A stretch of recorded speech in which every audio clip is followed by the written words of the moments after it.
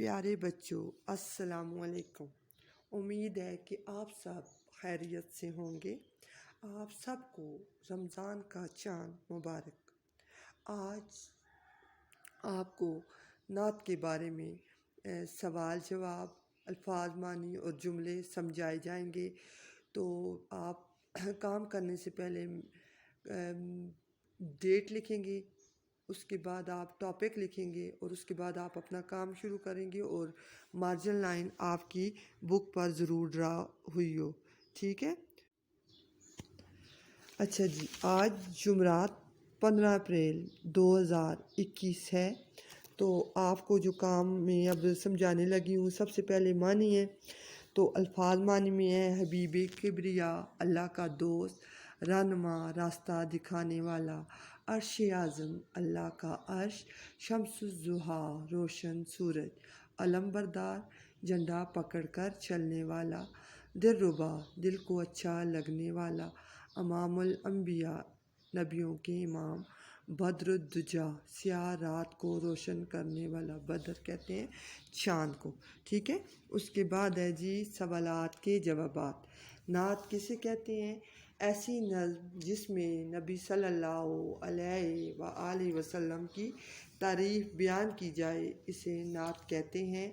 سوال نمبر 2، اس نعت میں حضرت محمد صلی اللہ علیہ وآلہ وسلم کے کن القابات کا ذکر کیا گیا ہے؟ تو آپ کہیں گے اس نعت میں حضرت محمد صلی اللہ علیہ وآلہ وسلم کو شمس الضحیٰ، بدر الدجا، امام الانبیاء، حبیب کبریا اور شاہدین کہا گیا ہے۔ پھر ہے سوال نمبر 3، شاعر نے محمد صلی اللہ علیہ وآلہ وسلم کو اپنی امت کو کون سی 2 اچھی عادات کی تعلیم دینے کا ذکر کیا ہے؟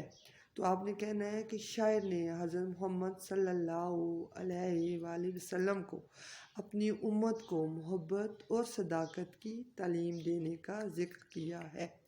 اس کے بعد ہے اس نعت کا مرکزی خیال لکھیں۔ تو اس نعت میں شاعر نبی صلی اللہ علیہ وآلہ وسلم کی ذات سے مخاطب ہو کر کہتے ہیں کہ نبی صلی اللہ علیہ وسلم اللہ کے دوست، رازداں اور ہمارے رہنما ہیں۔ آپ صلی اللہ علیہ وسلم نے ہمیں محبت اور صداقت کی تعلیم دی ہے۔ آپ صلی اللہ علیہ وسلم اعلیٰ اخلاق کے مالک تھے۔ آپ صلی اللہ علیہ وسلم کا ہر کام اللہ کے حکم کے مطابق تھا۔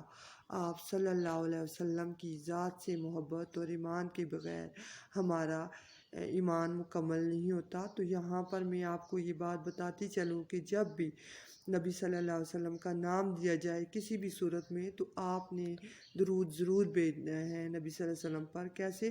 صلی اللہ علیہ وآلہ وسلم کہہ کر۔ اس کے بعد ہے آپ کے جملے ہیں۔ پہلا ہے حبیب کبریا، اس کا مطلب آپ نے پڑھا ہے کہ اللہ کے دوست نبی صلی اللہ علیہ وسلم حبیب کبریا تھے۔ رہنما کا مطلب ہے راستہ دکھانے والے، قائد اعظم ہمارے عظیم رہنما تھے۔